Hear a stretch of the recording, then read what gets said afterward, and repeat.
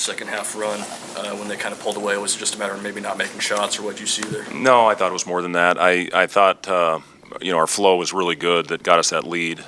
We were scoring. We just had trouble getting stops, so we couldn't extend it more. But, I thought the offense was creating some really good opportunities. Obviously, when it was in Cam's hands, we were getting a lot of good things accomplished. When we went through that drought, I think we had a 1 for 12 stretch, and goes from a 2-point lead to a 10-point deficit pretty quickly.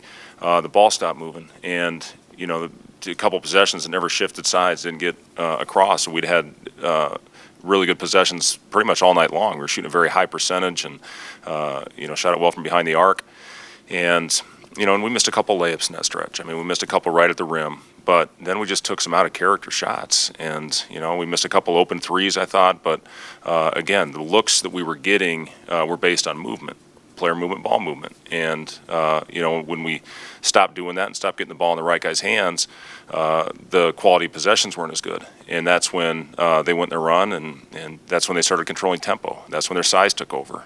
They started getting the ball inside, and that was their advantage. Tonight was in the paint, not only with Teskey, but on the wings as well with Wagner and with their other guys. So it's unfortunate because I thought we had a really good rhythm going, and when we stopped, it almost sucked the energy out of our group. And you got to find a way to keep going, stay together, keep fighting together. And at the end of the game, I think it was 9 points. We got a steal, could have cut the thing to 7. It just shows you how that thing's never over. You got to keep together out there. And when the possessions, the quality wasn't as good, I thought that tore us apart a little bit tonight. What do you guys need to do to be able to compete for the full game with a program like Michigan, both this season but also in future seasons? That's a great question. We've had stretches, obviously. I thought we played as complete a game as we've had all year against Rutgers on the road. I mean, that's an extremely difficult place to play. I thought we, found a way to fight through adversity as well as we had all year when we did dig ourselves a double-digit hole. The important thing about this year is, continuing to get better and continuing to grow. And, again, I thought we had good stretches when we took that lead. We were doing some really good things out there offensively. Defensively, they were getting by us too much tonight. But offensively, I thought we had great flow, we had great rhythm.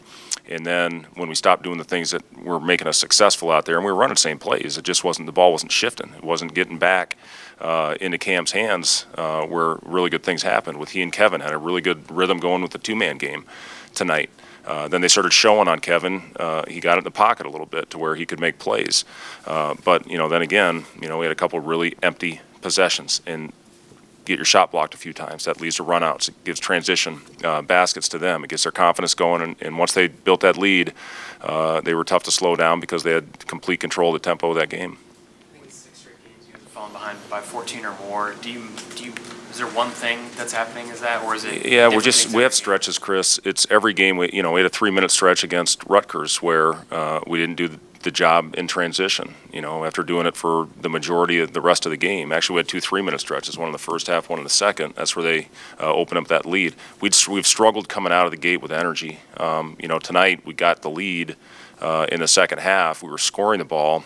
We matched it a little bit, but then you take the lead. So, the energy was much better coming out in the second half. But then that 8-minute stretch where we just were not getting the same type of possessions that we had the majority of that game, it cost us. And it's costing us games when we have these droughts and we